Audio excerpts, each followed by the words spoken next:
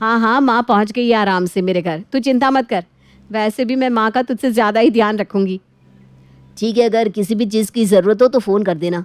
अरे हाँ, मैं उनकी बेटी हूँ, मैं सब कुछ हैंडल कर लूँगी। तू अपना और तेरी पत्नी का ध्यान रख बस। ठीक है।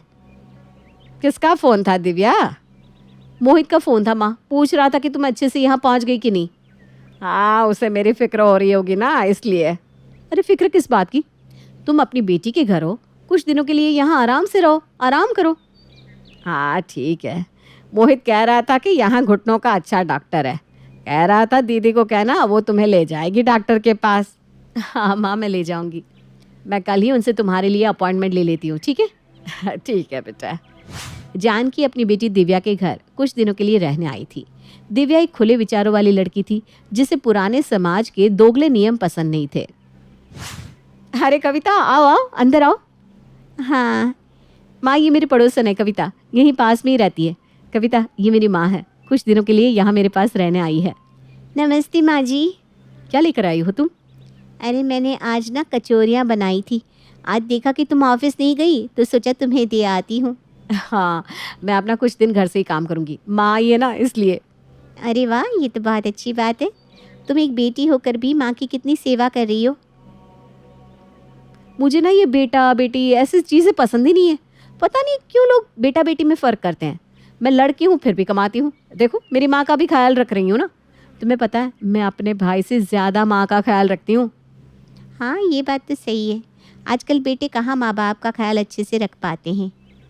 और नहीं तो क्या, आजकल के बेटों को तो बस बीवी मिली तो आसमान में उड़ने लगते हैं। शादी हुई नहीं कि बीवी के गुलाम बन जाते हैं। हाँ, ये बात तो सही है, लेकिन बेटियों को तो माँ बाप की चिंता हमेशा ही रहती है।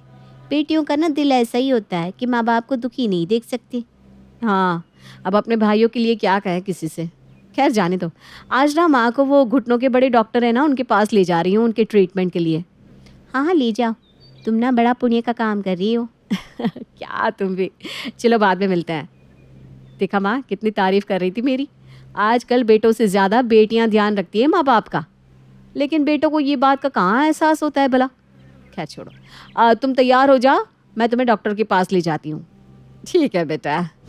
दिव्या के विचार में बेटों से ज़्यादा बेटियां माँ बाप का ख्याल रखती हैं और इसलिए उसे ऐसा लगता था कि उसका भाई भी बस अपनी शादी पे, अपने परिवार पर ध्यान देता है।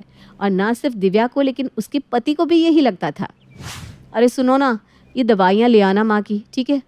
अब मोहित तो अपने परिवार की खिदमत में ही लगा हुआ होगा, वो तो कुछ सुनेगा नहीं। हाँ भाई, अभी अभी तो उसकी शादी हुई है, मौज करेंगे साले साल। क्या मम्मी जी, है ना? लेकिन आप चिंता मत कीजिए, मैं हूँ ना, हम रखेंगे आपका ख्याल। दिव्या आपकी बेटी होकर इतना करती है, जबकि मोहित नहीं नहीं, ऐसा नहीं है, मोहित भी मेरा उतना ही ख्याल रखता है दामाद जी। अरे मम्मी जी आप भूलिए, आपको मोहित थोड़ा सा प्यार से क्या बात कर लेता है, आप पिघल जाती है। जब मेरी माँ जिंदा थी तो मैं उन्हें पलकों पर बिठा कर रखता था, लेकिन आप चिंता मत कीजिए, मैं और दिव्या है ना, मैं तो कभी बेटा और बेटे में फ़र्क ही नहीं करता, ये मेरी फितरत में ही नहीं है। हाँ, ये बहुत ही खुले विचारों के हैं माँ। देखो तुम्हें डॉक्टर के पास ले जाना, दवाइयाँ ले आना, बाकी चीज़ें भी तो यही कर रहे हैं ना। हाँ मैं मानता हूँ कि लड़का लड़की में कोई फ़र्क नहीं है, इसलिए आजकल तो कानून भी बेटियों को बराबर का हिस्सा देता है माता पिता की संपत्ति में। अरे हाँ, अच्छा याद करवाया आपने। मोहित अभी पापा की गांव वाली ज़मीन बेचने वाला है। माँ तुम उसे कह देना कि उसमें मेरा भी बराबर का हिस्सा है, ठीक है? हाँ आजकल तो ऐसा कुछ नहीं कि सारी संपत्ति बेटे को मिले, आजकल तो बेटियां भी जागृत हो गई इन सारी चीज़ों को लेकर। हाँ ठीक है। दिव्या और आकाश के घर दिव्या की सहेली रिया आज आई हुई थी, जिसे वो कॉलेज से जानते थे। तीनों बैठकर बातें कर रहे थे और चाय की चुस्की का मज़ा भी ले रहे थे। और बता क्या चल रहा है? अरे बस सब कुछ बढ़िया है। तुझे बताया था ना माँ यहाँ आई है, वो अभी अंदर आराम कर रही है। अभी डॉक्टर के पास लेकर गए थे ना मैं और आकाश उन्हें। ये तो बहुत अच्छी बात है, आंटी का ख्याल रखना। अरे वो तो हम रखते ही हैं, वरना हमारे साले साहब का तो क्या कहना, उन्हें तो किसी बात का ध्यान ही कहाँ रहता है। और नहीं तो क्या, जबकि माँ को संभालने की जिम्मेदारी उसकी है, फिर भी देखो मैं यहाँ उनका कितने अच्छे से ख्याल रख रही हूँ। हाँ क्योंकि हम ये सब भेदभाव में मानते ही नहीं। मेरी और दिव्या की सोच तो काफ़ी आ गई इन सब से। हाँ इस बात का बुरा लगता है कि हमारे साले साहब को जो काम करना चाहिए वो नहीं कर रहे, पर अब किसी को क्या ही कह सकते हैं। हाँ, पर हम बेटियों का भी तो फ़र्ज़ है माता पिता की सेवा करना, ये सिर्फ बेटों का काम थोड़ी ना है। वही तो, मैं अपना फ़र्ज़ पूरी तरह से निभाती हूँ। मैं तो कभी पीछे नहीं हटती, चाहे मेरा भाई कैसा भी बर्ताव करे। लेकिन तू तो मुझे जानती है मैं कैसी हूँ। मैं ना कभी अपनी जिम्मेदारी से मुंह नहीं मोड़ती। हाँ, वो बात सही है। जानकर अच्छा लगा कि तेरी सोच कितनी अच्छी है। हम तो ऐसे ही है, अब हमें पसंद नहीं है यूँ भेदभाव करना। आकाश और दिव्या हमेशा ही खुद को यूं दिखाते थे जैसे वो दोनों बड़े ही सुलझे हुए समझदार व्यक्ति हो, जिन्हें बेटा बेटी में कोई भेदभाव नहीं है। लेकिन जब आज मोहित उनके घर आया अपनी माँ को लेने, तब हकीकत शायद कुछ और ही थी। अरे आ गए साले साहब आप। शादी के बाद तो आप बड़े बिजी रहने लगे हैं। नहीं नहीं, ऐसी कोई बात नहीं है, वो तो बस यूं ही। माँ कैसी है? अब उनके घुटनों का दर्द कैसा है? अरे माँ मेरे साथ थी तो ठीक ही होगी ना। मैंने उन्हें डॉक्टर के पास भी दिखा दिया और दवाइयाँ और वो सेक करने वाली मशीन भी दिलवा दी। अब उन्हें काफ़ी राहत है। अरे तू आ गया मोहित। हाँ माँ, आओ तुम यहाँ बैठो। ये लीजिए साले साहब आपका बिल। ये रहे मम्मी जी का डॉक्टर का बिल, दवाइयों का बिल, उनके सेक करने वाली मशीन का बिल, और कुछ भी खर्चे हैं जो मैंने यहाँ लिख दिए है, देख लेना। ठीक है जीजा जी। हाँ बेटा, ये सब तो बेटे का ही फ़र्ज़ होता है। बेटा ही तो खर्चा उठाता है माँ बाप का। दिव्या, मोहित को सारे खर्च दे दे, वो पैसे दे देगा, ठीक है। तेरी तो अब शादी हो गई, तू क्यों मेरे खर्चे उठाएगी? तू बेटी है तो क्या हुआ, मैंने तुम दोनों को पढ़ाया है, तू भी कमाती है और मोहित भी। तेरी भी शादी हो चुकी है, मोहित की भी। लेकिन खर्चे तो मोहित को ही उठाने चाहिए। तूने मुझे यहाँ रखा, मेरा ख्याल रखा, ये कोई कम बात थोड़ी ना है, हैं? तुझे पता है, तेरे पापा और मैं भी तेरे जैसे ही थे। कभी लड़के लड़की में भेदभाव नहीं किया। तुझे भी काबिल बनाया और मोहित को भी। तुझे भी कभी जीन्स और शूज़ पहनने से नहीं रोका। तुझे भी कभी भी बेटी नहीं समझा। इसीलिए तो तेरी शादी के बाद भी हम तुझे अपना बेटा ही समझते रहे। माँ ये तुम। कुछ नहीं मोहित, मैं कई दिनों से देख रही थी कि दिव्या हर बात पे कह रही थी कि मैं बेटी होकर ये सब कर रही हूँ। माता पिता अपने बच्चों में कभी फ़र्क नहीं करते, दोनों को एक जैसा प्यार करते हैं, दोनों को एक जैसी परवरिश करते हैं। फिर जब बेटी अगर माता पिता का ख्याल रख भी रही है तो इसमें बड़ी बात क्यों होनी चाहिए? अगर बेटी माँ का खर्चा उठा रही है तो इसमें तारीफ़ क्यों? सारे फ़र्ज़ बेटे ही क्यों निभाए जबकि माँ बाप दोनों के हैं? अगर बेटी का हिस्सा माता पिता की संपत्ति में हो सकता है तो उनकी जिम्मेदारी और खर्चों में क्यों नहीं? क्यों बेटी की लोग तारीफ़ करने लगते हैं जब वो माता पिता की सेवा करती है, जबकि बेटा ये सब करे तो ये सब उसका फ़र्ज़। माँ वो मैं। ये ले पैसे दिव्या, और शुक्रिया अपनी माँ का ख्याल रखने के लिए। मैं जिसकी जिम्मेदारी हूँ उसके साथ जा रही हूँ।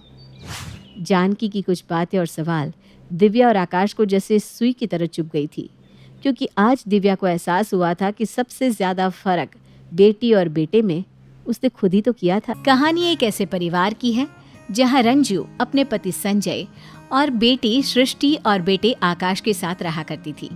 रंजू बेटी को बहुत प्यार करती थी। क्या माँ, सारा दिन घर के अंदर ही रहती हो? जरा बाहर निकल कर तो देखो, औरतें कितनी स्मार्ट है। अरे बेटा, मैं बाहर जाऊंगी तो घर का काम कैसे होगा? माँ, घर के काम के लिए नौकरानी रख लो ना। और हाँ, पापा से पैसे लेकर पार्लर में चलते हैं, वहाँ आपका मेकओवर करवाती हूँ। अरे बेटा, लेकिन पैसे क्यों बर्बाद करना? कल को आकाश को आगे की पढ़ाई के लिए और तेरी शादी के लिए भी तो पैसे लगेंगे ना। माँ, क्यों इतना सोचती हो सबके बारे में? सब अपने लिए जीते हैं तो तुम क्यों पीछे रहो? अब पापा को ही देखो। क्या देखूं? देखिए, पापा भी तो कहते हैं ना कि तुम ठीक से रहा करो। चलो शॉपिंग करने चलते हैं, मुझे कुछ नहीं सुनना। बेटी माँ को शॉपिंग के लिए ले जाती है, लेकिन ज्यादा सामान खुद के लिए ही खरीद लेती है। फिर एक दिन, पापा, आपको एक बात बतानी थी आकाश के बारे में। वो कल ना गली के आवारा लड़कों के साथ खेल रहा था। मैंने उसे बहुत समझाया कि पापा इतनी मेहनत करते, तुम ऐसा क्यों करते हो?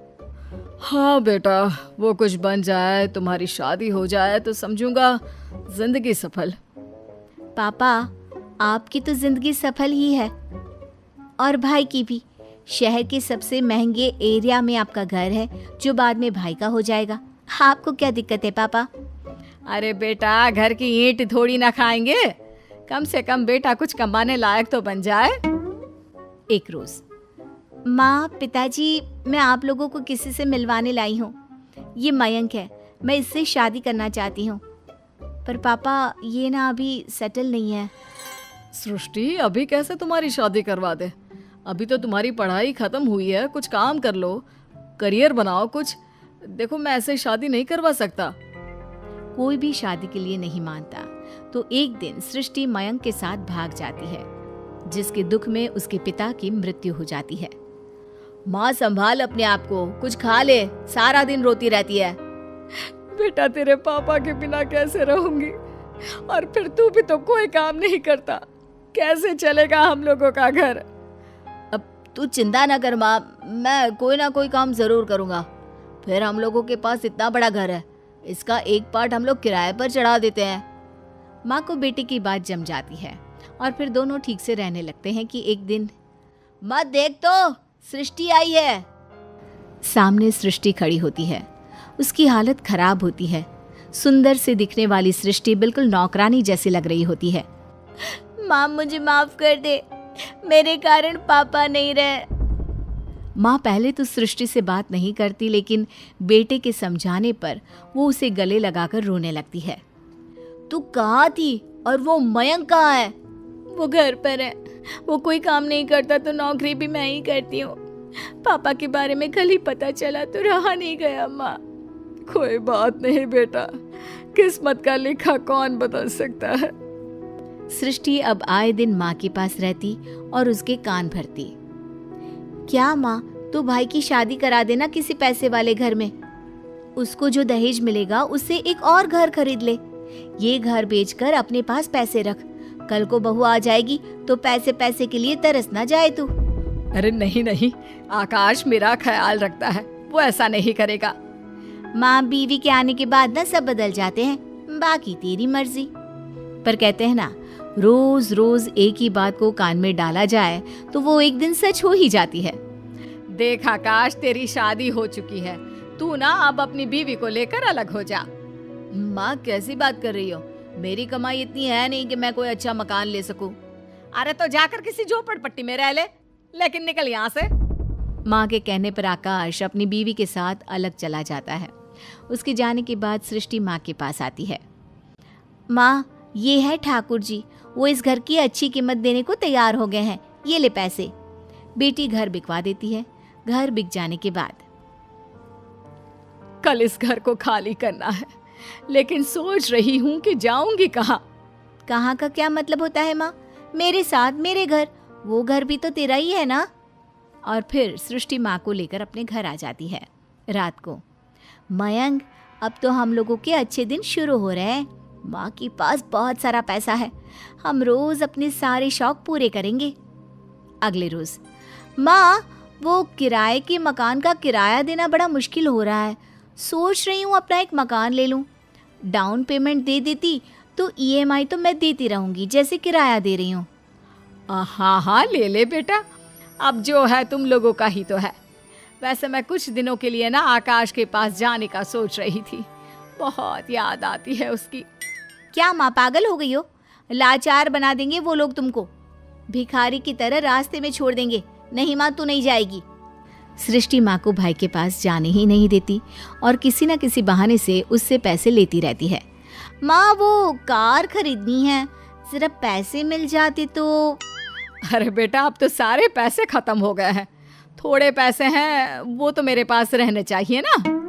अरे तो मैं हूं ना माँ, तेरे रहने खाने पीने सबका जिम्मा तो मैंने ले रखा है, अब उसी का बिल समझ कर ही दे दे पैसे। माँ क्या करती, सारे पैसे बेटी को देकर खाली हो जाती है। फिर एक रोज, अरे माँ, क्या हो गया? आज सोकर नहीं उठी, नाश्ता भी नहीं बनाया, और ये इतनी खांसी क्यों आ रही है तुझे?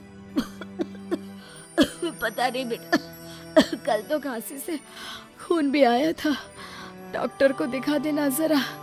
खून? माँ, मुंह से खून आना सही नहीं है। मैं एक काम करती हूँ, मयंक से बात करती हूँ।